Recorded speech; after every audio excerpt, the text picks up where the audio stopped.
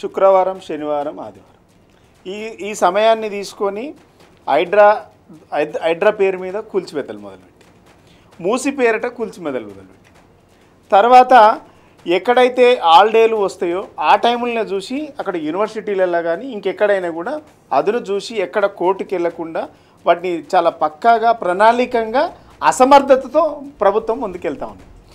నిన్న రాష్ట్రమంతా పండగ చేసుకుంటే, తొలి పండగ ఉగాది పండగని 2 రాష్ట్రాలలో పండగ చేసుకుంటే, పాపం విద్యార్థులను రాత్రికి రాత్రి మీరు అక్కడ డ్రోన్ షాట్స్ కనబడుతున్నాయి, బహుశా మన టీవీలో ఉన్నాయి, మీరు చూపించాలి.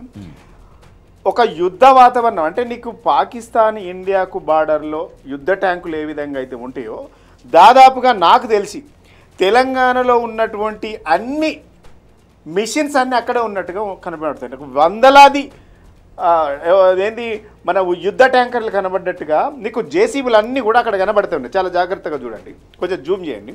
అంటే తెలంగాణ రాష్ట్రం అంతా కూడా 10 సంవత్సరాలలో అటవీ విస్తీర్ణం పెరిగింది, గ్రీనరీ పెరిగింది అనేసి నీకు ఆర్బీఐ రిపోర్ట్ చెప్తా ఉంది.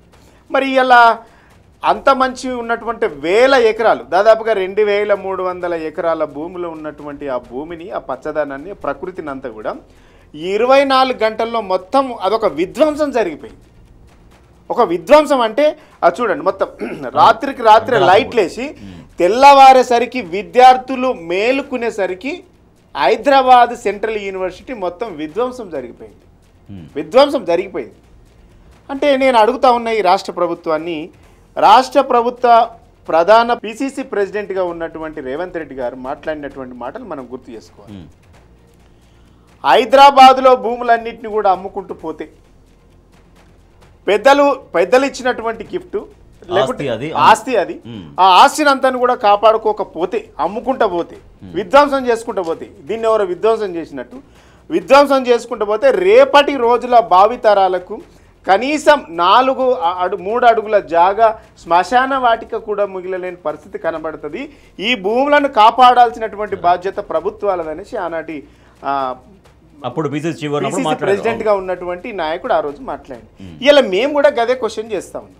ఆ రోజేమో వారసత్వంగా వచ్చినటువంటి భూములు, సంపద, ఆ సంపదను ఎట్లా కొల్లగొడతామని చెప్పిండ్రు.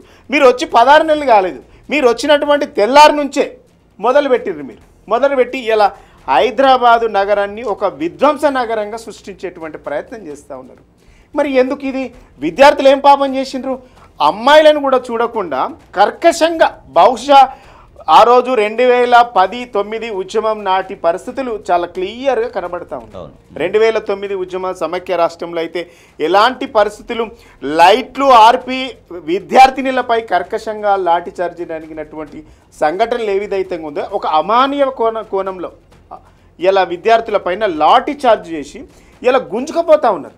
మహిళలను చూడకుండా మహిళలు తీసుకుపోయి ఇట్లా మన యూరియా బస్తాలు కదా తీసి వాడు వేసినట్టు, మందు బస్తాలు తీసి పడేసినట్టుగా వాళ్ళని తీసి వాళ్ళను డీసీఎం లెక్కించేటువంటి పరిస్థితి కనబడుతుంది. ఎందుకు ఇంత నిర్బంధం ఏంది యూనివర్సిటీల పైన?